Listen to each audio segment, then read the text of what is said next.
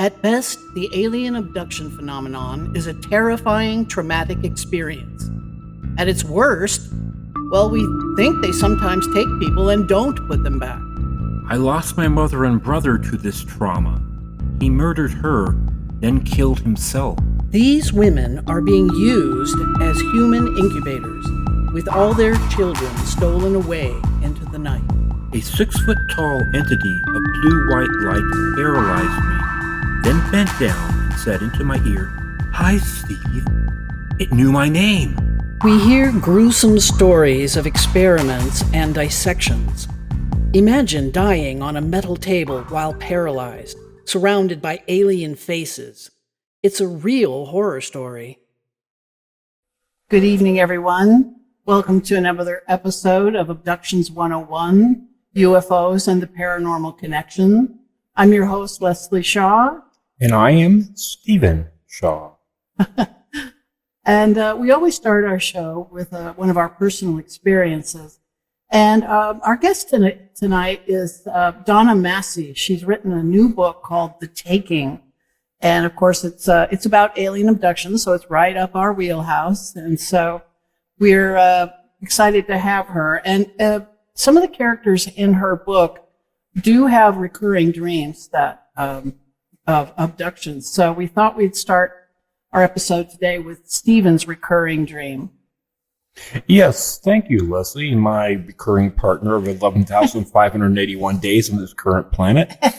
So I'd like to recount a thing that has happened to me at least a half a dozen times, and I cannot tell you whether it's been for 30 or 20 years, but it is really, really strange how it is the same thing. It starts with a body-wide humming that I feel, vibrational, and then I hear the humming, okay? And you're standing in your backyard.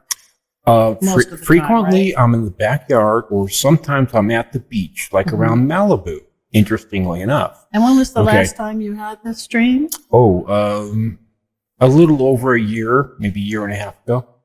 Okay, so I'm almost 65, so let's say when I was 62, 63. All right, go ahead. And so anyway, so it's always twilight. Okay, that's an important thing.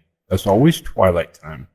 And I look up after feeling the humming and, hearing the humming, and I see what looks like a standard kind of airplane. That's just flying over. Again, the humming's going on. And then it turns into more like a space shuttle. And then it keeps on changing. The humming keeps on going on. And then it turns into your classic flying saucer. Sometimes the flying saucer shape, sometimes like a square shape. And then this most recent time, the saucer landed in the backyard, and it's morphed into a large, tall, skinny, always the same, being. And this time the being was really ticked off at me. Okay. And it said, "No, I'm going to hit you with 1 billion," I don't know whether it was watts or something, whatever. Something or other. It was something or other. And it was so vivid that, our friend, one of our friends was there, and you were there, and a few other people. And we got together in the backyard at a table, and I was saying, "This just happened, right? You saw this too." I wrote the whole thing down, and they said, "Yes, we saw it." And I said, "Do you think there's more than one?" And so anyways, it was just like we're talking right now. It might as well have been just like that. Okay. And it was, anyway. At some point you do realize you're dreaming though, don't you? Well, part of me says yes, but I've had it before. The thing is with the physical feeling of vibration, and then the hearing, and then the repetitive thing happening again and again, it's like, okay, I'm being told something. I'm being visited. This is just not some random dream. Okay, this is something that is happening that is actually either trying to get through to me or to affect me in some way. All right. And I'd like to put in here that most abductees do have recurring dreams to do with their abductions. Yes. And especially in people's cases like Stephen's, who we have been unsuccessful at regressing him so far and have not broken through the blackout periods. The signature for the alien abduction phenomenon is people in the family will see something strange or weird and then black out and wake up 2 hours later in bed and with no memory of what's happened. Yep. And that's pretty common in Steve's family. This is both his brother, his mother. Yeah, what's left of my family. Yes. Yes. Anyway, that's that experience, and we'll be back shortly to welcome our wonderful guest, Dona Masi. Yep. Welcome back, everyone. Thank you for staying with us. And we're about to introduce our wonderful guest tonight. Her name is Dona Masi, and she's just released her first debut novel. It's called The Taking. Dona is a writer and editor whose short fiction and articles are used in reading and writing assessments throughout the U.S. Her articles about the arts, environment, and current affairs, have appeared in the Foster's Daily Democrat and the Seacoast newspapers. She is also a playwright, and 2 of her plays were performed at the Provincetown Theater Company. She enjoys bringing relatable characters to life and depicting them in all their heroic and flawed humanity. She has a master's degree in liberal arts from the University of New Hampshire. And I could definitely tell that the characters are in New Hampshire area, the forests there. And I definitely got a sense that you probably lived there and probably grew up there, right? Yeah, most of my life I've lived in New Hampshire. I wasn't born here. Congratulations on the new book. Thank you. When we just published our new book a couple of years, well, it's not new anymore, a couple of years ago, and it was our first book. And I know it feels like giving birth, I believe. Did you find that to be the case? Yes, definitely. It did feel like that.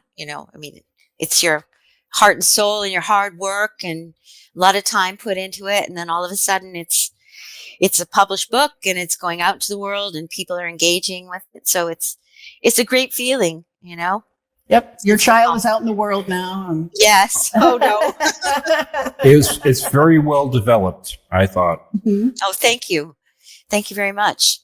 So my first question for you is, Stephen was, like I said, he was taken as a child, and his family have been abductees for, we think, many generations. Some of the things that were happening to Vera and her father, Vera's the main character in the book, were very similar to what really happened to Stephen's family. Yeah. And it made me think that either you were taken as a child or you knew someone who was taken as a child, or is it rather just a complete fiction from your research and your imagination? Mm-hmm. Well, it's not based on my life specifically or any experiences that I've had personally. It's mainly based on my research that I've done about the topic, because I've been interested all my life. So I've always done a lot of reading. I've always followed UFO reports, UFO stories, and just been really utterly fascinated by the whole phenomenon. However, there is one experience that I had or think I had when I was a kid. I don't know whether I was taken or not, but I know that I feel that I observed something. Please tell us sure, what happened in will. detail. Yeah, so I didn't mean to contradict myself and say it wasn't based on, the story isn't really based on any true events in my life, but I think that this incident when I was about 7 years old probably was a spark for my lifelong curiosity I've had on the topic. And I was at school, I was in the 2nd grade, and it was recess. I don't remember whether I was sitting down somewhere, either on a swing or on a bench or something, but I looked up suddenly in the sky and I saw an object that was shaped like a cigar, and it looked to be pretty close above me in the sky. And I saw there were two clouds on either end of it, and the tips were sticking into behind the clouds as if they were hidden. And actually, I said to myself, gosh, what is that? I was really startled by it, and I didn't know what it was. And it unnerved me. I was very, mystified by it. It was really shiny. It looked like a prism almost, the way the sun was glinting on it. So that it had this really, really, really shiny surface. But there were also colors of violets and blue, etc., that I could see glinting on it because of the reflection of the sun, I suppose. And it kind of had a shine to it, like nothing I'd ever seen before, and really have seen since then. It was very different. And anyway, for a second, I looked away from it. In that moment, when I looked away from it, I felt like I had something like time, like I lost time. I don't know how much time it was. I have no idea, but I just had that really strong sensation that something had happened, time had passed, but I didn't know what had happened. And when you got back to, the real world, so to speak, did you notice a gap in time? Yeah, I did. Because after I looked away and then I looked back at it, it was still there. And I suddenly became just really scared. I mean, terrified for some reason. Whereas before I was nervous, but I wasn't totally freaked out by it. But when I looked back, I was really utterly terrified. Yeah. And I just took off running. But what I noticed is that I was the only kid left in the schoolyard. Nobody else was out there anymore. So that gave me a sense that time had passed. Wow. And I ran back to school. I ran into the school, and I was thinking to myself, the teacher's really going to be mad at me because I wasn't there for when class began again. So I went to this classroom expecting that. But she didn't react to me at all. And by then she was up in front of the classroom doing a lesson. Nobody seemed to pay attention to me. And I was struck by, the strangeness of that nobody reacted to my sudden presence. And I went and sat down, and I just kind of forgot about it right then and there. Didn't your character Vera have an incident when she was 3 years old? No, yeah. It was a dream, yes. though, right? But it was a dream. It could have been something or she was dreaming about something that happened when she was three years old. Yeah, because I had one. Yeah, I had one that happened when I was 3 at a park. And I'll just go over it real quick because it did move me when you talked about it, because we are such sponges between the ages like 3 and 7, and we're still trying to figure out our rules in the universe and the life, whatever. Mm-hmm. And of course we look to our parents, like, for guidance. But I was in the park. I remember being by the big giant cement tortoise, in the sand, and I was by myself, and all the other kids were playing by some other, figure. And I was thinking to myself, as a 3-year-old, I was thinking to myself, oh my God, I got to go through this again. This is the type of thought I was having when I was 3. Okay. Yeah. And that's not normal thought to have when you're 3. Okay. But so I kind of understand.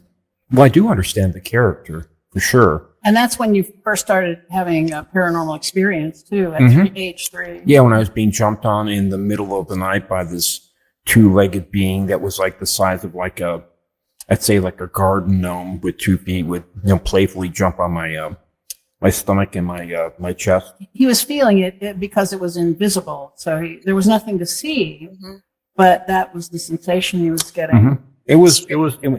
I knew about our family spirit guide. I was told about, called Old Glegley, that had been with the family, 4 different family bloodlines, really since going back at least 4 generations. Okay, so I didn't see this entity as being something terrifying. If it had 4 legs, I'd say, oh, it's a cat. But we didn't have a cat at the time, and we certainly didn't have a dog that was jumping on me. But this is something that my brother experienced, I experienced. Interestingly, my sister didn't experience these things, but my brother and I did. Mm-hmm. Yeah, it was strange that she was left out. That kind of segues into one of my next question here, which was, Steve remembers his first experience at age 3, and Vera's dream is of herself as a 3-year-old being taken. And it made me wonder, and she seems like she's really ahead of her time, developmentally. Yeah, and I was wondering if your research showed that a certain precocity in the children that have been taken. You know, I didn't come across anything stating something like that or suggesting that in my research, but my instincts told me that a child who was having these experiences would probably be a lot more aware of things and have a greater depth of understanding or suspicion about what lies what life is all about, or what it could be all about, or what, than somebody who didn't, because it's such a profound experience. And, so that was really just based, I think, on my instincts as maybe a writer, how you, thinking about how things affect people, cause and effect relationships, and how it affects their views of themselves and the views of those about those around them, and about the world, and about what is, life. What's the composite of life? I mean, I just think it would make you much wiser. You have to grow up faster. I feel like you would, Yeah. I mean, most be able to children, cope, most children in a normal, happy environment, their life can be somewhat idyllic, and where they're just enjoying their childhood and they're not traumatized. But, my character is traumatized by her experiences, as are many people who are UFO abductees, for example. Yes. Yeah. Yes, we found that in our family as well. Stephen's brother Philip, he was a brilliant man, but he was never what you'd call emotionally stable. Mm-hmm. And as a child, he slept in the bedroom closet for 2 years because Stephen asked him why one time, and he said, I'm afraid of the little men that come at night. Oh, how scary. Oh my gosh. Yeah. And the reason why I believed them is because I had seen the little men at about his age, about 8. It was easy to accept. Obviously. So I did not disbelieve him. And I hear what you're saying about people growing up in like the, more of a compartmentalized, average type of, growth, that they do their sports, they go to school, they have their cliques, they, they do their things. But when you don't quite fit, what do you say? How do you communicate with people when there's something that just isn't right? Yeah. And that's the big problem. Yeah. Yeah. It really isolates you, for sure. Yeah. And I mentioned the precocity because Stephen is one of the only people I've ever known that has memories from when he was 1. 1.5. That in his first year, and so that's so rare. And it is. It made me wonder if it was also a coping mechanism that of dealing with this phenomenon. For me, I was born ill. Okay. And I had to have my tonsils and adenoids taken out when I turned on my, it was 1962, July 28th, 1962, on my 2nd birthday. That was the earliest they could do it. I was sick. And I was also sick after that too, with the problems with walking and things like that. So I didn't come into this world healthy. Okay. So, I had that. And so I had a lot of, difficulties. Okay. So yeah, but so when I threw up on it Montessori was school Montessori teacher. school teacher when I was 1.5. She was reading the book to the class, and I just vomited on her. And I remember going to the bathroom, and I remember seeing her drive off in her car. I have a couple other memories from that time too. But I also remember going to the hospital when I was 2 to get my tonsils and adenoids taken out. So yeah, I guess maybe trauma will help you to remember, but I definitely remember. They're just like clear as day. Yeah. Yeah, they're sort of, well, in the scheme of things, they're kind of abnormal experiences and so concrete. I mean, and so I can imagine why they would be very vivid because of the unusualness of them and the emotional impact in them. Whether you recognized it or not at the time, I'm sure that they did have an emotional impact on you. Yeah. The one of the abduction events, without going into too much detail as to who, but it very much reminded me of the account of Betty and Barney Hill. Mm-hmm. And I was wondering if that was one of their points of research in particular. Influence, maybe? Well, it probably was an influence on a lot of what I wrote in the book, a lot of what I was thinking in the book, because I am quite familiar with that case. Having it happened in New Hampshire. Yeah, your neighborhood, right? Yeah. So a lot of people around here know about it. As a matter of fact, I don't want to digress, but we have a minor league baseball team called the New Hampshire Fisher Cats. And so they're doing like a history thing at the ball game a few times this upcoming season. So they're one of their historical events that they're going to celebrate or bring, a focus to is the Betty and Barney Hill UFO abduction thing. Yeah. And they're also going to celebrate that the first white potato in North America was found in New Hampshire. So they're going to mash those things together. That really puts you on the map, huh? Right. Is it still called the Granite State, New Hampshire? Yeah, that's our nickname, the Granite State. Yep. The Granite Mountains, White Mountains, which is where the abduction of Betty and Barney Hill took place. Yes. And your capital is still Concord, right? Yep. Concord. Okay. I got to correct you because we Concord. locals call it Concord. Thank you. Okay. Yeah, we try and do it right. That's okay. Just teasing you. Unfortunately, we do need to take a break here. We're right at that already? point. Yeah, it's already 17 minutes. Gosh, time flies when we're doing these. It really I know, does. but this. Let me just mention one thing before we go, and that's I know something about Betty Hill's case that you may not have heard that maybe can pass on to those people doing their presentation. But her sister has also reported being taken, and her sister's daughter, so Betty's niece, is also being taken. And the phenomenon is mostly Caucasian. And people have pointed out to me, well, Barney Hill wasn't Caucasian. And I believe that Betty and her family, in this case, were the primary targets for them, and because her sister and niece have also been taken. So yeah. I know. So that history, we can talk about it when we come back a little bit. Mm-hmm.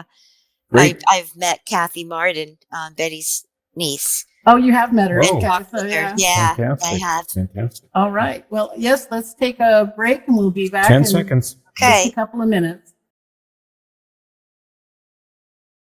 Hi, I'm Leslie Shaw. And I'm here to tell you about the incident that happened. My husband and I got married on my birthday. So we were celebrating both my birthday and our anniversary camping at Whitewater Campground. And the bank called me and said, "Are you spending all your money in a Texas Walmart right now?" And it's like, oh, no, we are not. And they had drained everything out of our account but 86 cents. That's all we had. And at the time, that was our only bank account. And so we were kind of stuck. And fortunately, the bank was great. And they said that they would refund it, our money, between 5 and 9 business days later. So I was trying to figure out what to feed us for that time period. So I remember opening the pantry going, what am I going to make? And then I'm a stained glass artist, and I had several pieces in a gallery at the time, and one of them sold, and we just got lucky. And I remember it was almost $300, and we were able to go grocery shopping with it, and at least feed us for the week it took. And the bank was great. It only took the 5 days, and we didn't have to wait the whole 9. But I would rather it didn't have to happen at all. And we're back. Thank you again for joining us, Donna. We really appreciated it. Thank you. And this is a really good get for us because we've covered a lot of haunting incidents, but the name of the show is Abductions 101, and I want to find more people that are either write about abductions or research abductions, Mm-hmm. I have one I might want to share with you about the full body apparition I saw in Catalina. Well, I'd rather hear, if you don't mind, what Donna was going to tell us about the Betty Hill case. Oh, well, I had the occasion to meet Kathleen because when I was in grad school, I wrote an ethnography, a research paper for an anthropology class I was taking about UFO folklore, because we were supposed to write about a culture other than our own, and the UFO culture is what I wanted to write about. And I knew a good friend of mine knows Kathleen. So she asked her on my behalf if I could talk to her. And so she graciously allowed me to come to her home and speak with her. So we had a long conversation. And I knew a lot about the Betty and Barney Hill case before that because I'd read a lot about it. But I did learn a lot of detail that I didn't know before. And Kathleen had just written her book. I think it's called Capture the Betty and Barney Hill UFO incident. And so she told me a lot of facts about the case that really she had put in her book and was letting the public know about for the first time. So I felt really privileged to have that opportunity to speak with her. And I was just really, hanging on her every word about what she had to say about the case. And, it was just really fascinating. So she gave me a lot of information that, because for the research paper, I was talking to people who were experiencers and, who are investigators, and she's both, and I know that she told me about her family history at the time, about her mother, probably being and herself being an experiencer, and about, Betty and Barney's take and feelings about the experience, because they were quite different. I mean, Betty became extraordinarily curious about the topic, and she spent pretty much the rest of her life connecting with people and, being a speaker and, collecting all sorts of information and going on hunts for UFOs, driving around all over the place in this particular area, trying to have other encounters. And she felt at some points that I don't think she ever had an abduction experience again, as far as I know, but she felt like she had a telepathic connection at times with them and could hear, and that they were speaking to her directly. Absolutely. That's our experience as well. It's my experience for my whole life, actually. Yes. Yeah. We recently, we bought a copy of Luis Elizondo's new book, Imminent. Yeah. He's the guy that released the story to the New York Times with the 3 videos, Tic Tac. And so on. And he he said, this is something we've known all our lives, that there's a psychic connection to this phenomenon. A paranormal psychic, correct? Yeah, because Steve comes from an incredibly psychic family. Mm-hmm. And sure enough, Luis says in his book that they did MRI scans of the brains And PET scans of the brains of abductees, and discovered that they have the same kind of brains as people who have ESP. Right. It's an overdeveloped part of the brain. What's it called again, dear? Para-hippocampal gyrus. Thanks. He's the doctor in the family. I can never remember the thing. It surrounds the hippocampus, which is towards the back part of the brain, and it crosses over both what you call both the hemispheres. So, left hemisphere and right hemisphere crossing the corpus callosum, just to make it really, really simple. But it's just, the things they found, the people that can remote view can be taught to be remote viewers if they have this hyper development of this area. And Luis Elizondo devoted 6 or 7 pages in his book about how he was actually taught to become a remote viewer. And one of the interesting things that happened was when he became, fairly proficient at it, his wife, and both he and his wife, they would be visited towards twilight time by these red orbs that would start showing up outside of their door. Yeah, they started getting somebody's attention. Right. Yeah. Exactly. Oh my goodness. And my brother had that too. In fact, he had a red orb go right through him and it left a mark. Yeah. Yeah. They were going up and down his deck one time, and he finally confronted one and went outside and said, That's fascinating. It charged him and went through him. Yep. Left a big orb mark on the back of his upper right shoulder, I believe it was, right, Leslie? It was in the upper right. The upper back, yeah. Yeah. There was a bruise there the next day. I was just going to ask a quick question. So is that further evidence of a human alien, hybrid breeding program? That their brains, these experiencers or people who can remote view, for example, do you think that points to more proof of that? It's definitely one of their criteria for choosing who they abduct, I think. Yeah. Well, with our, of course, we don't actually call them aliens. We call them cousins. Right. Okay. In our theory, they're a breakaway branch of humanity that separated from us thousands of years ago. Okay. So yeah, that's what we found with our research. And with this, we're talking about the Nordic aliens because people don't realize that 52% of alien sightings where people actually meet aliens, on ships, is the Nordics. So it's really quite prevalent, and even more than the Greys. And we think that the Greys are possibly a genetically engineered worker race. Created by the Nordics, and all of these alien types, so to speak, are things that they have designed for different kind of jobs. Just because it's easy. Yeah. Yeah. They have no qualms about using genetic manipulation. Just like we don't. Anyway. This is your interview. So yeah, go ahead. I noticed Vera and her father and in general, in the book, was a reticence to talk about this inside families. And that we found that definitely to be the case in Steve's family. For sure. Yeah, it wasn't until we were all adults that I finally just sat everyone down and tried to get a cohesive history of what happened to each and every one of them. Right. But for years, they didn't talk about it. Uh-huh. Right. Yeah. Is that your findings too when your research? Yes, absolutely. Yeah.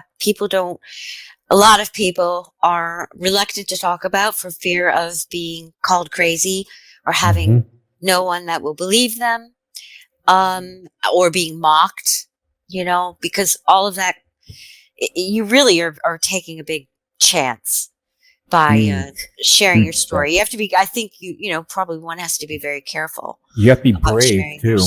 Yeah, you have to be brave. Yeah, but your reason you want to talk about it is because you need support. Yeah. And you don't want to have your family afraid of you though, or Right. or think that you're going insane or something, Yeah. Yeah.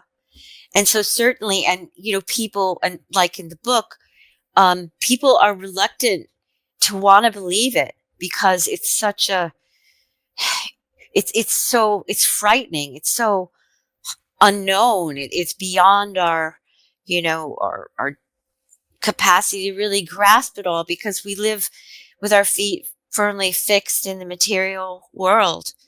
And we rarely, even people who are perhaps more sensitive, they may not have these experiences that frequently, but they do happen, but maybe they're not so frequent. So we're reluctant to believe them ourselves. And so when we tell them to other people, we don't know exactly what kind of reaction we're going to get. And there's just, I think, a need to deny it, which is quite obvious because you really get nothing from but denial or, denial about the whole thing existing or sometimes far-fetched explanations. Like it's always a weather balloon or it's always a bird. You know what I mean? The things that you see. So, we're as humans aren't really prepared for this. And the whole Project Blue Book thing was ostensibly set up to study the phenomenon, but really what their main goal was to suppress it whenever they could, by using ridicule. And to this day, the thing that where people find it funny is an outgrowth of that project, and using the ridicule campaigns to embarrass people into silence, making it all a big joke, Yeah, from what I know about Project Blue Book, I've learned it definitely seems like it was a deflection and disinformation and designed to just, keep people in their place and just to try to debunk everything. Yep. Right. And it's still happening. We're only getting Heinlein was put in, of course, in charge of that, and he saw a couple of cases like the Lonnie Zamora case and Hynek, you mean? Hynek, right?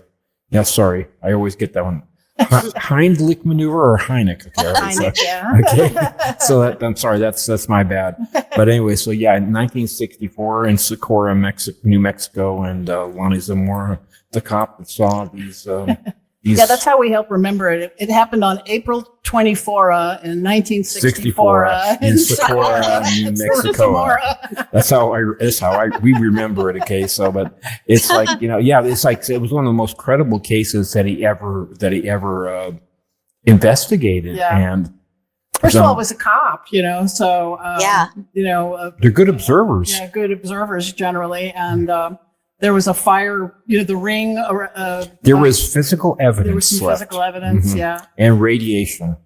And one of the times Vera is brought back, there's a ring of fire, like a burned area around her, and the trees are damaged. Yep. And we just saw the new documentary about Travis Walton called Travis, the Untold Story of Travis Walton. Yeah, right. I think it's called. And they went back to that ring where the trees were, and the trees are showing some 38% increase in growth speed. Right. And on the side of the tree that faces inward towards the ring, the rings of the trees are fatter and growing more on that side versus the other side. Yeah, they did dendrochronology on them as far as the size and the width and everything like that was hyper expanded. And you described the ring so well, and the damage to the trees so well that it reminded me of that. I was wondering if that was your source for that particular part of the book. I don't remember where I learned about that, those kind of physical evidence that can be left behind. But somewhere along the line, I read about that, and I thought it would make a great detail, a great scene in the book, very, eerie, and, to just real suspenseful. Add to the suspense of the book. Absolutely. We have to say that it was riveting. Your tale and your story. Oh, thank you. Leslie could not put it down. She read it from cover to cover. I and, did just whoosh one. She read Really? a lot to me because we were on a bit of a time crunch. So we really, it's really good. Actually, thank as you I so much. started reading, whenever I came to an important part, I would read it out loud to him. Yep. But I noticed he was getting more and more agitated Yep. every single time Oh, I told really? him It these was things. reminding me of too Yeah, many it was things that had definitely happened to me. Oh. scaring him, So Yep. Yeah. That's a good book. yeah. Thank you so much. That means a lot. You people, you readers out there, if you want a spine tingler, it's Yep. that particular. It should work. Taking. Yes. Yes. Yes, It again, wasn't the the book name. Yeah. Yeah, the Yes. taking, Yep. Mhm. which wasn't my original title, but I like it. I like it. I think it really fits, and it It probably really does. And there's too many things that are like take N. Mm-hmm. It would be confused with other things. So it's good that you. There was that really good series, made for television series called Taken, that was done back in the late 90s that we watched the whole thing. And then there was, of course, the Liam Neeson, set of that whole four or series. whatever. Yeah. So it's actually, gets people's attention for sure. Yeah. What do you think of the book cover? Did you see that?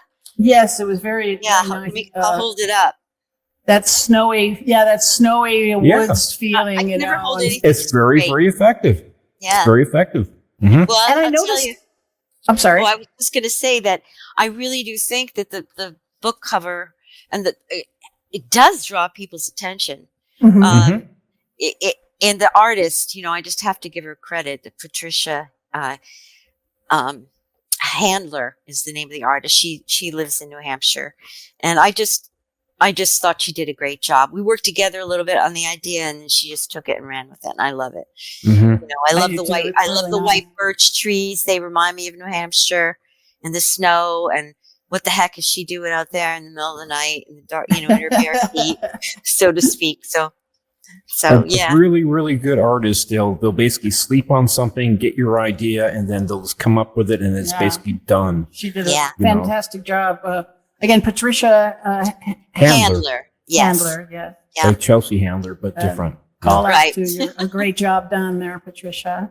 Oh, we should Yes. take one more break here real quick, okay? No, it's too Sure. early. Yes. Well, it is about 40 minutes in now. well, Okay, in a fine. minute. I did have oh yes. Most of the experiences seem to be at least in the beginning, are in winter. Mm-hmm. And as I was documenting what was happening to Stephen's family, it's almost entirely a winter phenomenon in his family. Almost Really? every time, every single experience was either, Yeah. I think one was in March, but still technically winter, but most of them were in January or February. Huh. Did you find that in your research? December, too. No, well, not that I recall. I think that I love winter, I love snow. It's so iconic in New England, to have snowy, cold winters, that I felt that, and I felt that it was appropriate to have some of the scenes in winter, and I wanted to depict winter, and I wanted to depict the seasons in this part of the country, because I wanted to bring the landscape, and I don't know if I succeeded, in the natural environment here, to be an important part of the story and the setting. And I feel like winter can be a really moody time of year. It's dark and it's cold, and I just thought it would enhance the mood, the tone of the story that I wanted to It create. most definitely did. Yeah. And at one point, she comes back disoriented from a taking, Mm-hmm. and she sees her friend on the pond, right? And Yeah. Well, yeah. He sees her. Yeah. And Yeah. she's like spaced out, kind of, she's not quite all the way back, I think, Yeah, I was really what I wanted to accomplish in the book was to really portray and explore the emotional impact on experiencers, the psychological impact, the emotional impact, because I started to think it was on point while I was, reading and researching about the UFO phenomenon and alien abductions. It suddenly struck me that, wow, if this is really happening, then there's a human effect. There's a human impact. It's not just about, maybe beings from other dimensions or some other branch of humans that broke off and is living in, in underground bases on Earth or wherever they came from. It's like, well, this is a story about people and their lives are being disrupted. And, I just thought, that's really would be a very serious situation. I thought you handled that very sensitively, how the interpersonal relationships and the effect that this kind of phenomenon would have on family dynamics. And I was curious, and I'll tell you what, one thing that gave me the idea for those themes and to think about, well, how does a person who is a UFO abductee, an alien abductee, a UFO abductee, how do they cope with this throughout their life? I mean, Stephen, I guess you could answer that question, but as a writer, I was like, well, what do you do to deal with it and get some perspective on it so you can move forward with your life without being in fear every day of your life that it's going to happen again, and also having practically no control. You don't have any control about when and where it's going to happen. So how can you how can you live a happy life? How can you plan for the future? The answer is you don't. Yeah. You don't live a happy life. Yeah. I don't particularly live in fear about the next time it's going to happen. I just expect it to happen. Yeah. And I become a little bit numb to it. In fact, I like to use this quote, and it's, of all people, it's from Mike Tyson. Okay. Everybody has a plan until they get hit in the face for the first time.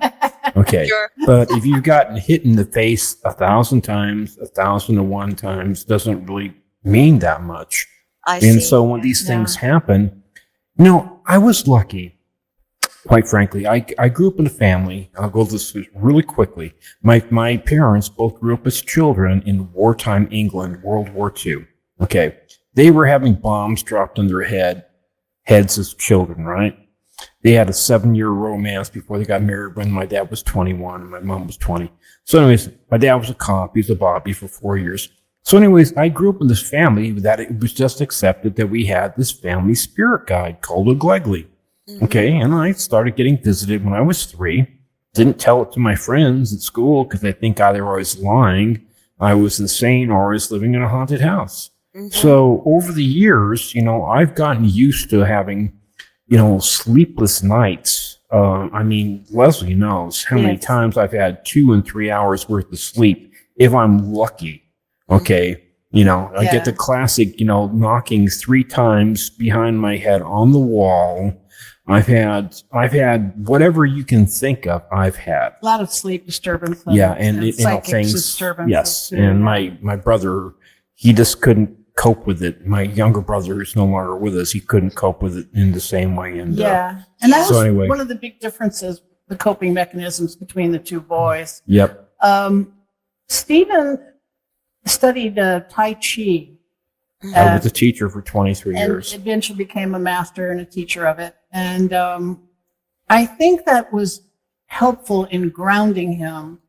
And he also went into the military, which, whatever else the military does to people, it gives you a certain amount of discipline. And I was an acupuncturist too for 20 years. Yeah. So I think these things were what helped Steve to cope with it. Whereas poor Philip, he it's like he had PTSD for his entire adulthood.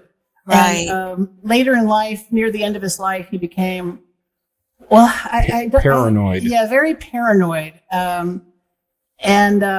Eventually he ended up shooting himself and his mother and his 2 cats and this horrible murder-suicide that rocked the rest of the family. You know, it was quite right after my dad died too. By 3 months after my dad died. So tragic. Yeah, within 4 months, he lost 3. I lost everybody apart from my sister. Yeah, that's all he has left now is a sister, and she's a ghost hunter in northern England now. She's a ghost hunter. Doing ghost huntings in Scottish castles and stuff. You know, it was very cool.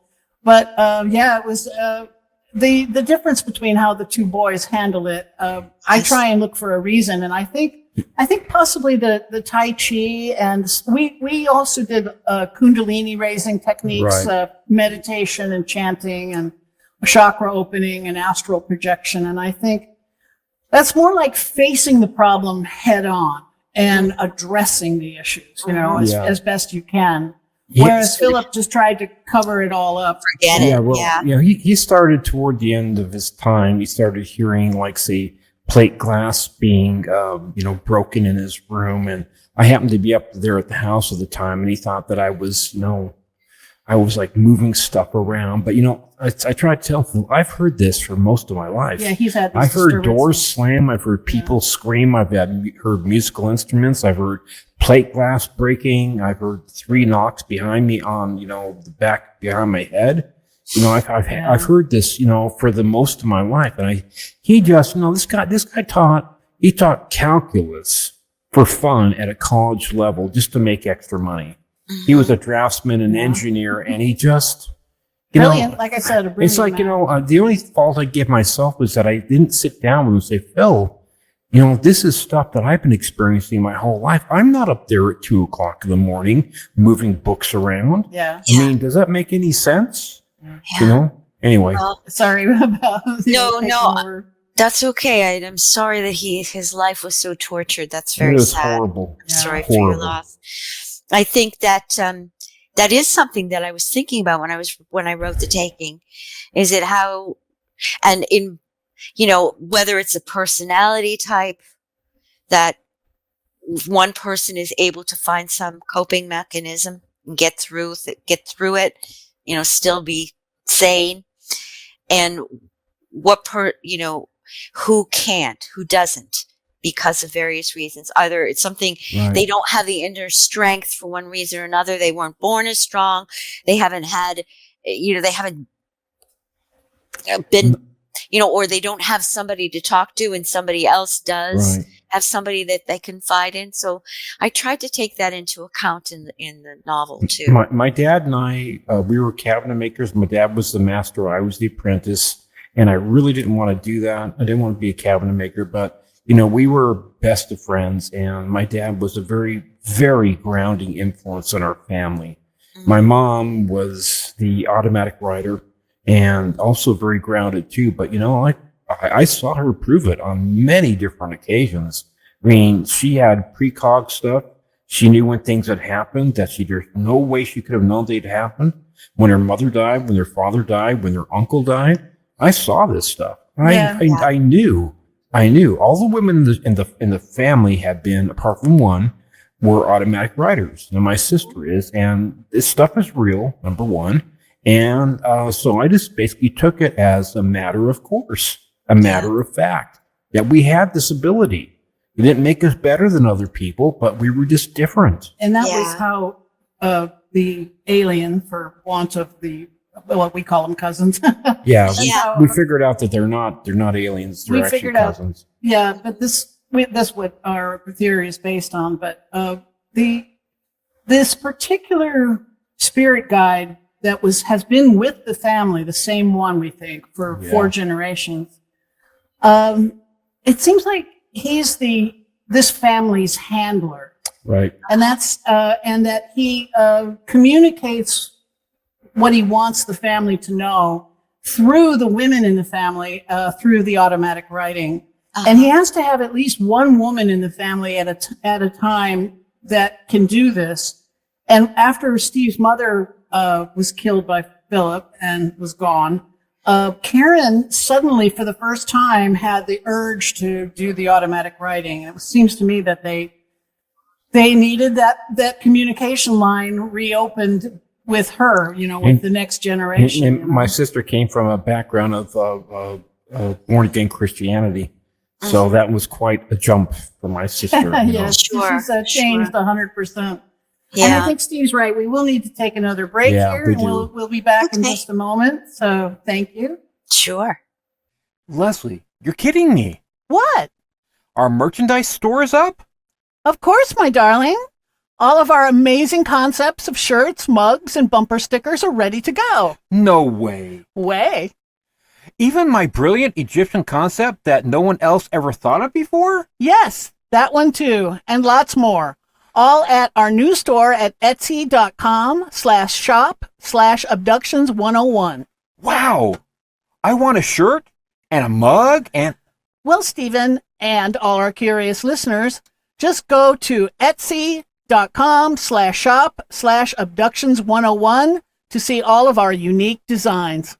I'm going there. And we're back. We're back. Yes. We have merchandise now, so we actually have a commercial for that too. We got to do that. Oh. Yeah. Yes, That's good. We're wearing our Abduction 101 Oh, I like that. uniforms. That's part Yep. of our. I wanted to merchandise. show you, if you could see my alien poster in the background. It's kind of dark, but do you see it Oh, yeah. there? Yeah, I That's see the it. gray alien. Yeah, I got it. There's a festival in a town nearby. It's called the Exeter UFO Festival, and they have it every year on Labor Day weekend because it's a commemoration or whatever of another big UFO incident that occurred here back in the 60s. It's pretty famous too. Oh, So really? they have that. Yeah. So they celebrate that every year, and it's Which one always was that? Is that the one with the guys in the canoe? No, that was in Maine, the Attitash, okay. Maine, but nearby, this neck of the woods. No, this is called the Incident at Exeter, and it's from the 60s. It's pretty old, very old, but this young guy was hitchhiking late at night, and a UFO came along and hovered in the road right in front of him, and it stayed there for a while. And glowing, throbbing, pulsating lights and everything. And then it left. But anyway, he was so scared that it was late at night. Not many cars were coming by, but the first car that came along, he just jumped in front of it, waved his arms around and begged the person to take him, to the police station. So he did, the driver did. He reported it to the police. An officer went out to the location with him to investigate. Well, the ship came back again and appeared to both of them, and it was there for quite a long time. Wow. Yeah, and so this cop radioed another cop to come out, and when he came out, this thing was still there. So it was witnessed by these, the two police officers and this young guy, and for quite a long time. I would say, I think it was 15 minutes at least or something like that it was nice there. to cooperate. I know, really, just Really totally don't. visible, not moving a muscle. And so that was pretty much what happened. But there were also other people that same night who reported seeing it and reported to the police. One woman she was parked on the side of the road, and a squad car came along and parked behind her and got out thinking wondering what's going on. Does she need help?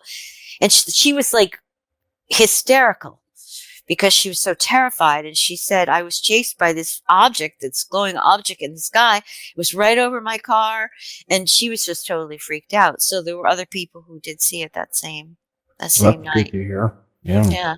Now, did you? I can't remember. Did you? Leslie? Did you send her A copy of our book? A copy of our book? Yeah, we traded. Yeah, I'm reading it now, and it's really fascinating. And Did you get a chance to read the foreword at all about the Yes. coins? I did. Yeah. Good. Yeah. Yeah, that's one of those things that, people can talk about seeing UFOs and whatever, but, when you have it affecting, people directly, with physical changes, and both Yeah. my dad and I were able to, pick up these coins, just by themselves, you know, Mhm. just they were magnetized or whatever. They were plasmatized or magnetized Yeah. or whatever it was. But So we surmised that when he was taken during this incident, Mhm. that he was somehow exposed to a very powerful electromagnetic field or something. Yeah. and then my brother in 1982, when he saw that, again, it's always the same figure. It's a tall, about 6.5 foot tall, skinny being. Gray alien. He saw it as a gray alien, and I saw it with blue white light. My uncle Doug, his life was saved in post World War II in Ceylon, which is now Sri Lanka, by again this tall, 6.5 foot tall black being with a red fez. Said, you know, you have to get out of your cot right now because you may be killed. And He saw it as a silhouette in a very dark tent. So that's why it was then sort the of black being looking. disappeared, and then you know, when his daughter became of age, he bought her because he was rich. He bought her a white Triumph, and her vanity plate was Oglegly. That's the name of our name of family our- spirit guide. So I mean, they took it, you know, they took it very, very seriously, Yeah. you know. So Just as and it was just real, very real, and It was very actually real. happening. The Yeah. family were thinking that it was some sort of a spirit. Yeah. But finally, Philip saw it as a, 6 foot tall gray alien standing in his bedroom. So that was when we became sure of what we were dealing with. yeah, you when he know. was 16, you know, he'd not been talking about it for a long time. Mhm. So we talked about it, and we kind of got, you know, said, okay, that makes sense with what Doug saw, my grandmother saw, what I saw, what my mom saw. You know, they all they all segued together. The puzzle pieces came together.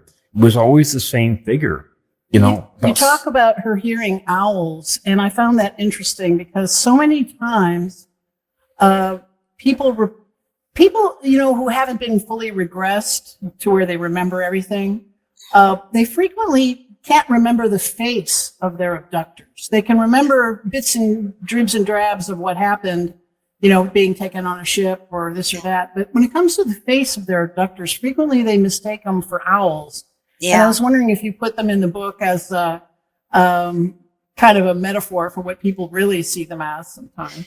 Yeah, I think yes. And people, seem to, it's the eyes, it's, Yeah. it's the eyes of an owl that remind them of what they saw for some That reason. barn owl, especially with the white face and the black eyes. Yeah, the dark eyes that are just, Right, right. soul. I mean, they're so expressive too. Owl's eyes, anyway. But yeah, Yes, and they I are. have definitely have in a lot of my reading have heard many people refer to owls or mistake them for owls when they see Yes, them. very much so.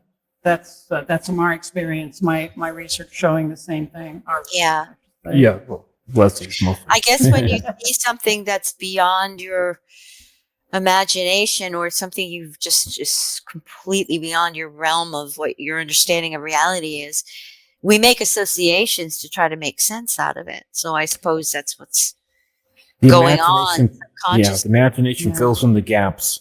It Mhm. just seems to do that for whatever reason. Frequently, Yeah. the family would describe some memories, especially at the faces of their abductors, as being shimmery, Yeah. like had a shimmery quality to it, a sparkly quality to Uh-huh. it.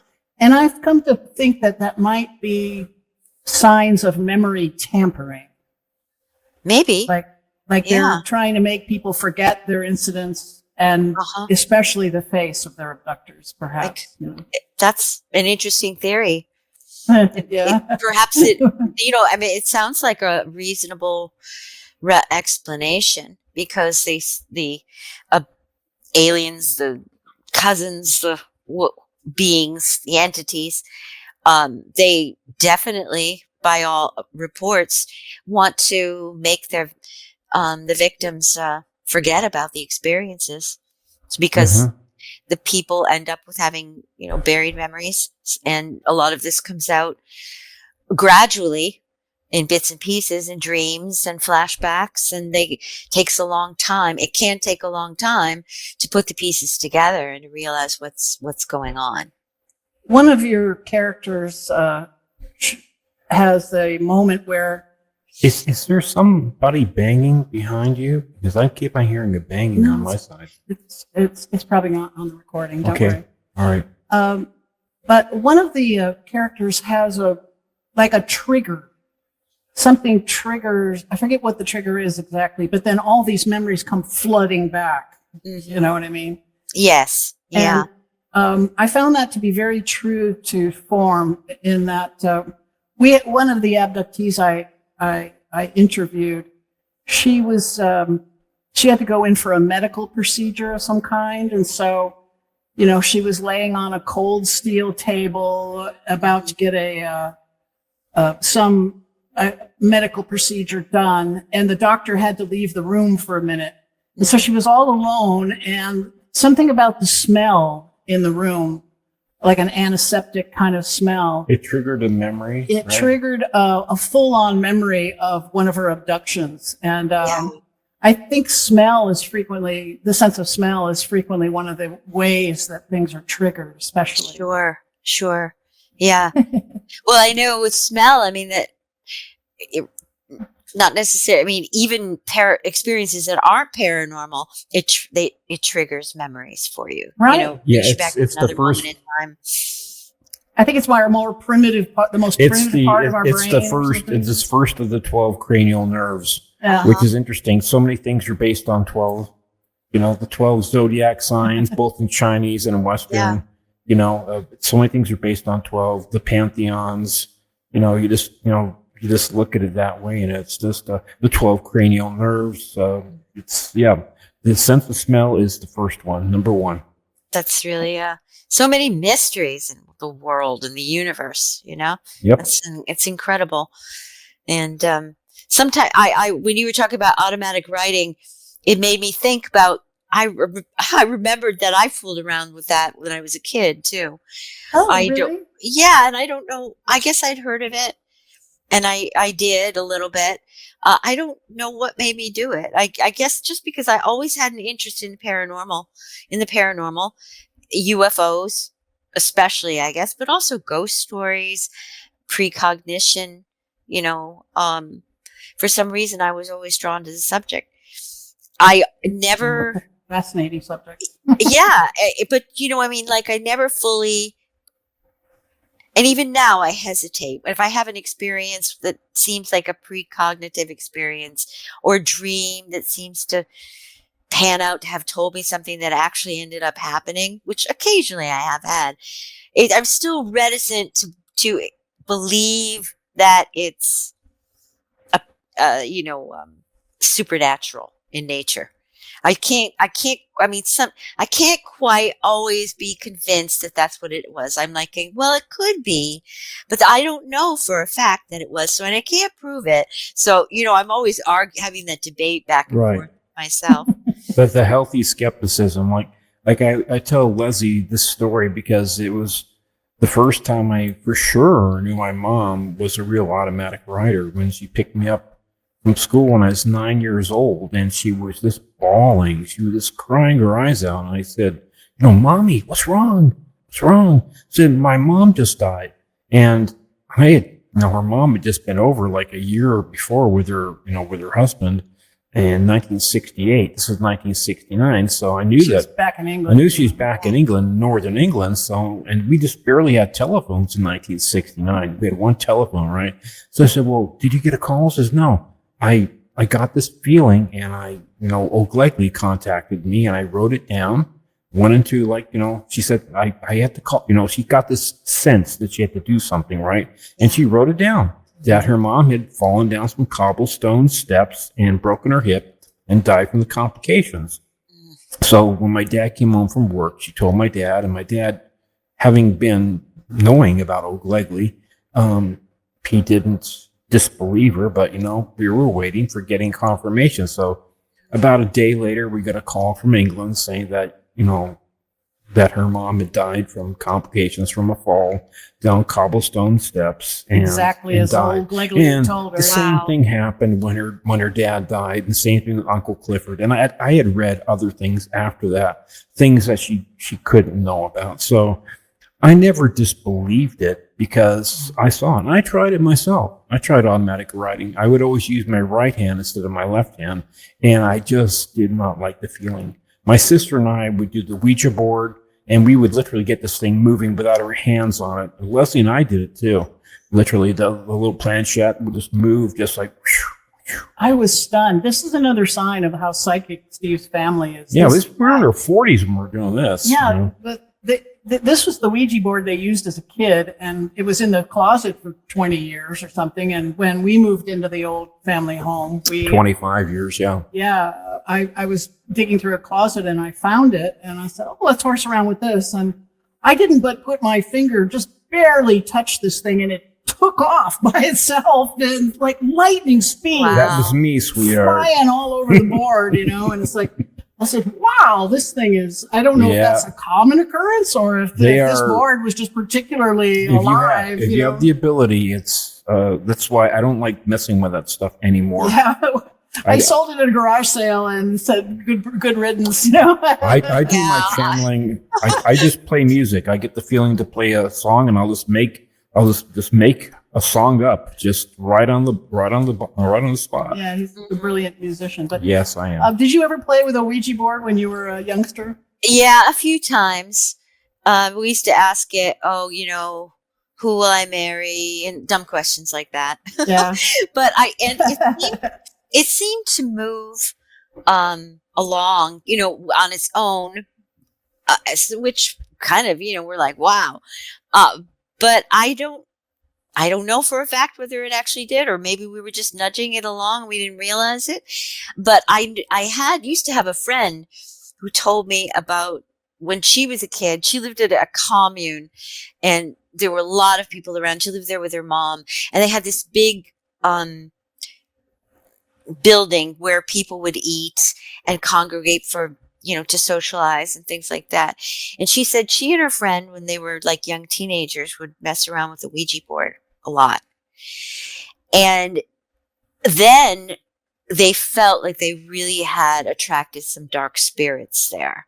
Mm-hmm. And she said that she walked around feeling like there was a crow or a raven on her shoulder all the time. Mm-hmm. And she said when they were in that building, there were all sorts of bizarre things that would happen. Like they heard voices, the two of them. They felt like they had brought something in, some dark energy, and it scared my French, scared the crap out of them. Yeah. And right above the room where they used to play with the Ouija board was like a big storage area. I guess it ran like the whole length of this big building, and they had, they had brooms up there. They had, vacuums. They had all sorts of stuff. And she said one time it sounded like somebody was just holding those things up in the air and just dropping them on the floor above her. And the brooms, like the broom handles were being banged against the floor and everything like that. And she said it freaked them out and they didn't know what to do. And they finally did some kind of cleansing ceremony to get rid of the spirit, and that seemed to work. But she said from that day forward, she never would ever, and never did, go near another one again. Yeah. Yeah, you shouldn't. We don't recommend it either. Yeah. we used to like to go to Morro Bay, and we 2 different times we spent at this Motel 6, and I think I forgot to tell Leslie about this because it didn't seem to wake her up, but both times in the same room, we were. I was being awakened at 5:30 in the morning by. It sounded just like somebody or some people were just moving around furniture in the room right behind us and just going boom, boom, boom, just moving around furniture, and for no good reason. I even complained to the management. Said, "Well, I don't know what you're talking about." This happened on 2 occasions right behind us, and and then the other place, like remember we're on the Upper Mesa in our house on Buena Vista. we were both here sounding like somebody taking a glass and putting it down on the glass table we had in the living room about 1 o'clock or 2 o'clock in the morning. It has a very distinctive Very glass distinct on sound glass of glass sound, on yeah. glass. You know, it's just like, you know, so, you know, like I say, this stuff has been, you know, following myself and my family, 4 different bloodlines, the Newmans, then the Rose, then the Shaws, and the Griffiths, my Uncle Doug. And we found that from Germany they don't to just England to they California. prey on the family as far as they take them and we think, you know, their samples that they want, the genetic material that they take. But in this case of Stephen's family, they also protected the family. Right. Like, I think of it as like a farmer who protects his prize cow, you know, that he's getting milk from or whatever. And so, of course, he's going to protect it too. But Right. it's not all bad. Like, you know, Doug's life was saved, and we think Stephen's life was saved on a couple of occasions. April the 1st, 1992. Yeah, he had a near drowning experience in this. Oh, I was dead. Yeah, this lifeguard came out of nowhere, rescued him, and then vanished right afterwards. Wow. You know. Yeah, I Very was. strange, you know. I should have been dead. But back to your book, which is the reason we're here tonight, is I probably should have asked you this at the beginning, but what would you like to share about your book with the audience tonight? Oh, sure. Well, I would say that it's a suspenseful story about a girl and her father. They're besieged by strange events in the small little New England town that they live in. It's you know, it's kind of a mix between it's a paranormal, it's a suspenseful story with paranormal elements. So I say that because it's highly realistic in the relationships that it depicts between, you know, the father and the daughter, and the relationship between the father and the daughter is really central to the story too. Very much So, so. Yeah. so it weaves realism and naturalism with you know, paranormal elements. And that, you know, I kind of like, so for people who like suspense, who like thrillers, who like stories about relationships and dynamics between, you know, parents and children, friends, family. It even also has, you know, some love story going on in there too. So I like, you know, I like to read all sorts of books, all sorts of fiction, but I really do enjoy stories that mix genres like that too. You know, but some realism with magical realism. Because I think that they can blend and do blend together if they're well written very, very beautifully and serve the story. So it's like the paranormal, the UFOs. I mean, I was really interested in writing about that. I thought it would just thinking about, like I said earlier, you know, the emotional impacts on people and thinking about how do people get through this sort of situation. I thought that would just make a really interesting sort of emotional story. And then, but I also love to write about, you know, some realism too. So I wanted to mix them. I didn't want it to be like, you know, about intergalactic space aliens or hard science fiction. Right. It definitely blends that. But I would say that it's chilling and powerful if I wanted to give it 2 adjectives to describe it's a human experience that when it Yeah. boils down to it still is, and how we negotiate it and how we cope with it, you know. Yeah, Yeah, well, I was hoping, you know, I wanted people to be brought to their attention and for them to think of it that way, because it took me a long time to think of it that way. All of my years of reading and watching, you know, documentaries and studying the topic, it took me a long time to think about that. And I think I was going to mention this before. Finally that idea came into my head, but from reading the work of John Mack. I don't know if you're familiar with him, the psychiatrist from Harvard who treated many people who were experiencers, UFO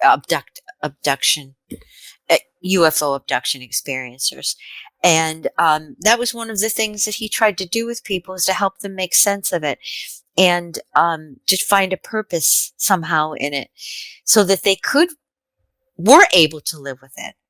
Instead of being afraid, instead of feeling like they had no control over, to give them back some control over their lives, and to kind of like maybe, I don't know, what's the expression, own the experience rather than the abductors owning the experience. But Right. it really made me think, wow, I never thought about this before, but it really is, it's disrupting people's lives. It's disturbing them. It's causing them anxiety, PTSD, Oh, yes, for sure. So I really thought that would make a good story, and that's what inspired me to write it. Well, I thought from what I've read and what I heard, that your characters were certainly not one dimensional, and they were fairly well developed. So Good. I'll give my shout out for that. It was a really well written story to this audience, and it was easy to read, but also very thought provoking. So I want to give a shout out to your book. Thank okay? you, Stephen. Yes, as I was reading it, I was thinking, well, she doesn't really sound like a first-time writer. Nope. You could tell but then, that right away. Because I started reading the book before I read the bio. And then I found out that you're a playwright Yeah, we as well. knew you're not an Oh, yeah, amateur. that makes sense. You're using the proper tense, which is nice to hear. A lot of people say, I'm there and I do this, and it's like, no, I was there and I did that. And it's like, no, I'm glad to hear the right tense. Yeah. Because, Well, This is thanks. important. Yeah, I enjoy writing. I'm writing another book now. It's not a sequel to The Taking, but someday I may write a sequel for it. I yeah, have no, you left it open for that for sure. Yeah. No spoilers Well, now. I have some but I have some ideas about what the sequel Fantastic. the sequel I'm sure it'd might be great. entail. Well, some of the characters in later years might have children, Mhm. and whenever families are abductees, frequently the children later become abductees as well. So it runs Yeah. in the family. So Yes, I haven't. I haven't touched on that idea yet. It's kind of funny, both Leslie and we both decided independently, that we did not want to have kids, Yeah. I think we had dogs. neither of us actually felt like we ever really fit in with this world, that Yeah. we always felt like, we weren't like, in with the preppies and that kind of stuff. And I never really liked kids because they didn't really like me. So for us, I think, We were both picked on as kids. yeah, a we're lot, just like, so. okay, we have different abilities, okay, and we love our abilities. Leslie's a fantastic artist, and Yeah, your and drawings a really in the book good are writer. really good. Oh, I'm sorry. I was just paying her a compliment about the drawings in the book. Thank Oh, you. yes. Yeah, those Yeah, were thank mine. you. Yeah. A couple of them there. And she just banged those out. Didn't take her very long. Yeah. But it's funny because I was an artist for the first 50 years of my life. And then they were going to have layoffs at the newspaper I was working at. And they said, well, can you write? We need writers. We need in the editorial department. And I said, yes, even though I had never written a professional word in my life, But I studied up on how to do it, and I'm a quick study, so it worked out. Yeah, and you needed a job, right? Yeah, So and actually really took to writing like a duck, and because I'm the writer in the family, I kind of did the vast majority of the writing of our book, but we're co-researchers and co-theorists, and Steve, of course, wrote his personal experiences into the book. That part is his writing. Yeah, I'm lazy. I can write, but I just don't. I'd rather have her do it. I mean, I took English 101. I wrote some short stories. It's hard work. I mean, a lot of things are hard work. But It writing is hard work. I'd rather just play music. I'd rather write music and record on my accordion or my piano or whatever. Rather just do that. For me, that's where I excel. It was kind of funny. we researched for, as you can tell by with reading the book, it's rather dense. It's packed with lots and lots and lots of information and research. And we researched for about 20 years. And then I was sick for a year. I had to, my gallbladder failed, and I had to, first you have to be diagnosed, and then, treated, and then prepare, get ready for the surgery. So it took about a year, but, of the, before, where I was kind of bedridden or chair-ridden or whatever. And I said, I'm going to take this opportunity to write the book. And that was a really good use of that time. It was also during COVID too. So yeah, so I was stuck at home a lot, So it just kind of worked out. Had you been thinking about writing a book for a long time? Many years, and it just seemed like it, work got in the way or life got in the way. I started my research when I was 31. Yeah. Back in 1991, and when I became an acupuncturist, and things weren't adding up to me for me as far as what had been happening in my life and my family's life, and I started doing my research by actually reading books.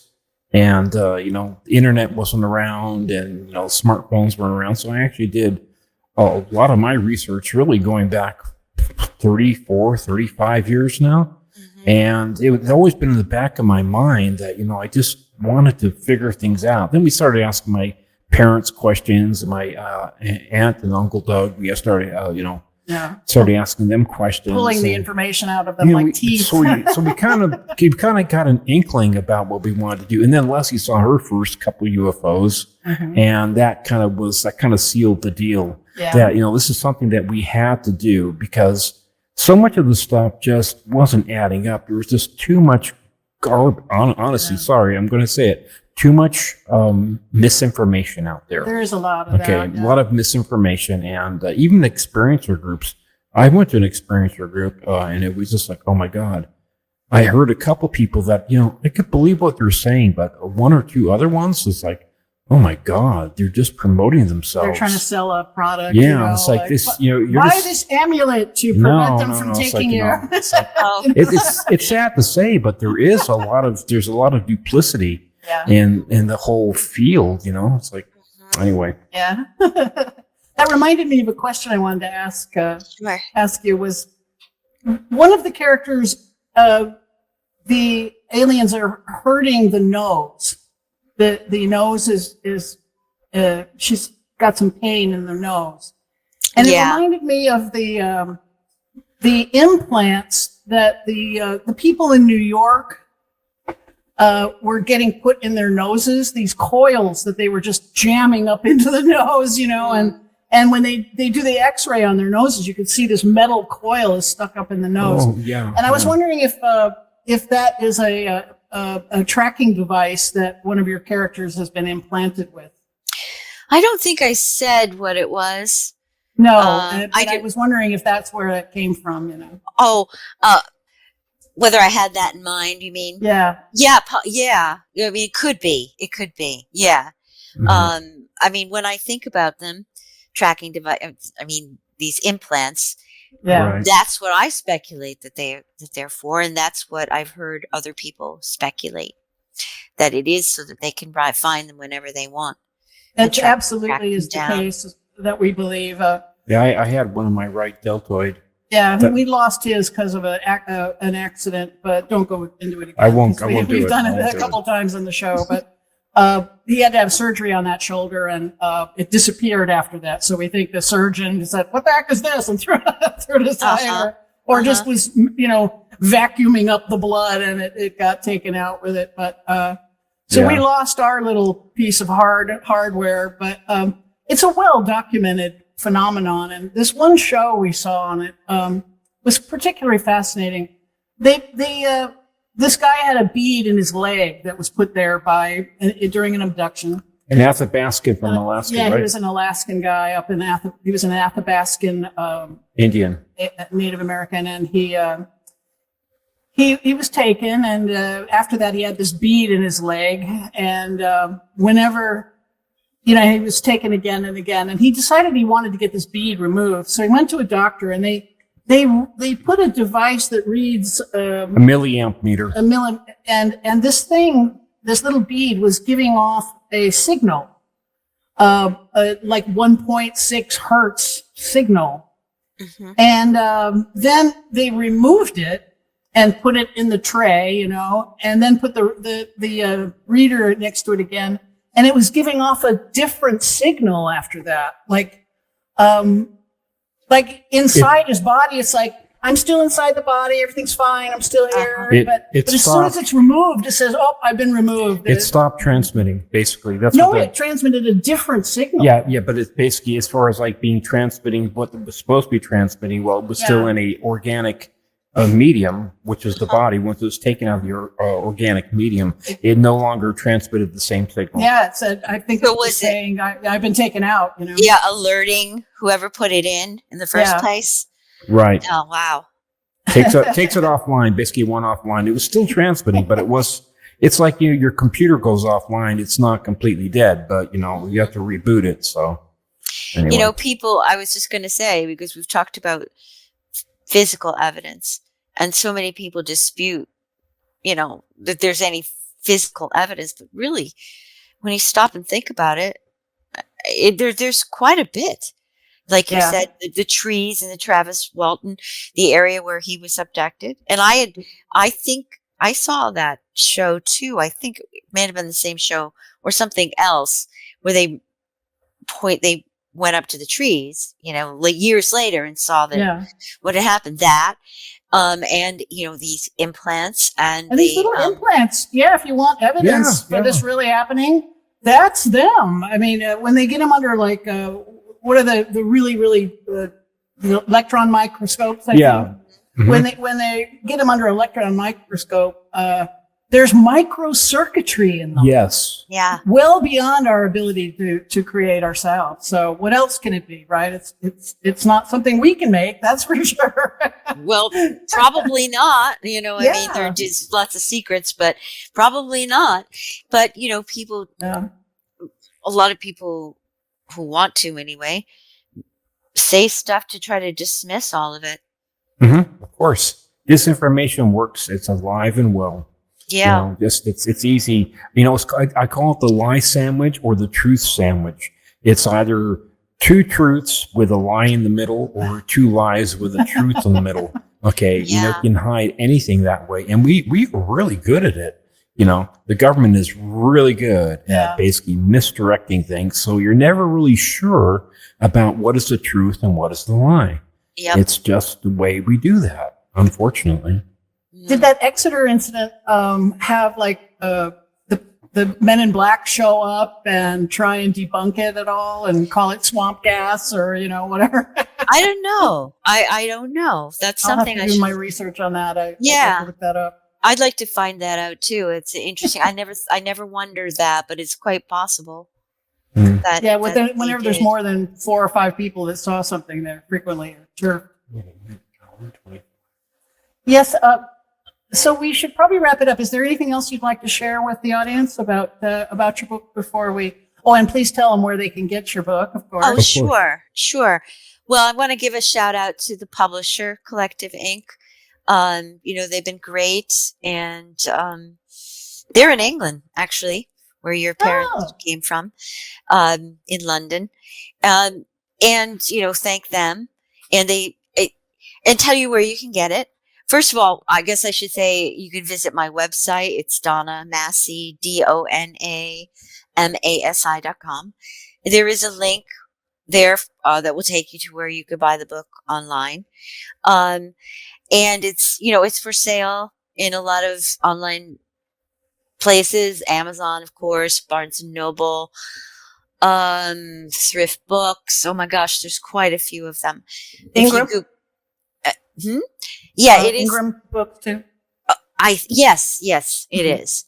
I think it's being sold at at Waterstone in England, which is a big bookstore in England. In fact, Waterstone is a big media company, and they own Collective Inc. now. So it's being sold there. It's being sold all over the world, actually. Every time I Google myself, I see the book listed online somewhere, and boy. Well, everybody here is in the North America who's probably listening or they speak English. But, but yeah, it's kind of interesting because, it's in Italy, Denmark, Japan, and on and on. And so it's just kind of remarkable. I must say that we're jealous. Yeah, well, we get the, we could not even get into Barnes and Noble even when we tried. Yeah. I don't know how you did that, but well, I didn't do it. The publisher did it. The publisher maybe has more muscle than ours. Yeah. Ours does, I mean, it's online. I don't know if it's in Barnes and Noble stores. I don't, that I don't know. Right. I'm hoping that'll happen, but I don't know that yet. It is in some bookstores. I think it's in a bookstore in Manhattan now. I know there's one right on the coast of Maine that I saw the other day that it's there. It looks like there's a bookstore in Australia has it. So anyway, the sales reps are out there doing some work to sell it. And so, yeah, I humbly ask everybody if you want to give it a try and read it. That would be fantastic. And it's a really good book, people. Yeah. Does it have excerpts on your website? No, just one, which was the introduction, the little prelim I put in the introduction. That's the only excerpt that I have on my website. I haven't done that. I'm thinking about it, but I just don't want to give too much away. And if you go to Amazon, of course you can look inside a book or Barnes and Noble or some other site, and they let you read a little bit, or Goodreads, and you can read a little bit there.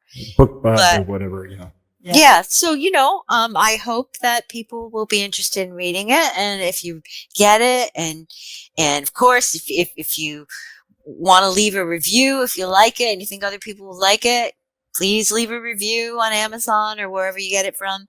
And that would be, or Goodreads, and that would certainly be helpful. And tell your friends. Tell your friends. We're killing all our friends right now. You bet.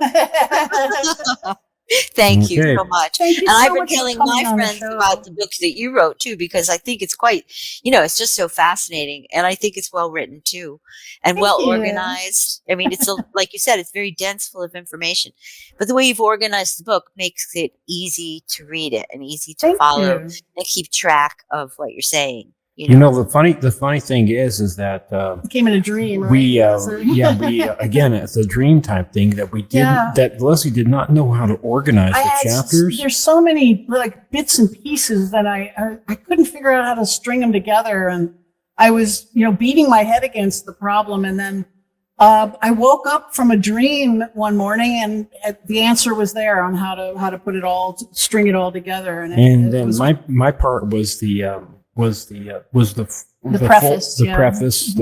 part, because we needed to basically generate a reason for why book is different, why the paranormal really is a part of what is going on with the whole UFO phenomena. And then I also said, that having read Graham Hancock's work and Bramley's work about having a research section and of course an index, I said it's really important to have both the research and an index. You're thinking of the reference. The reference and the index. And because a lot of people these days, they don't take the time to do that, especially with something that's which is a, well, like in the case of a nonfiction book like ours, it's important, and I had to assume that people might pick up the book who knew nothing about the UFO phenomenon. So chapter 1 had to be like a crash course in the ufology, and the pun intended.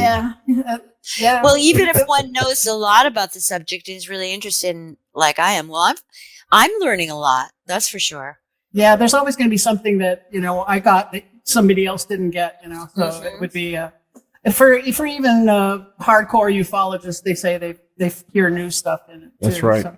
Yeah. So thank you so much for the compliment. You. I really appreciate it. Thanks for coming on, Donna. Yes, thank you. Thanks for much. having me, Stephen and Leslie. It was great. I'll just flash the book cover one more time. Yes, if you don't mind. Yeah, it's good artistry too. The Taking by Dona Masi. All right. And Patricia Handler. Patricia Handler is a very talented artist. Yes. Very beautiful artwork too. Yep. Yeah. I'll let her know that you said that. Yep. And when we sign off, we need a few seconds to the computer needs to collate everything. So Okay. we'll do that. And thank you again so much for being on. Well, thank you for asking. It was wonderful. Nice to meet Okay. you. And good luck. Same. You too. To you as well, my dear. Bye-bye. Bye Bye-bye. now.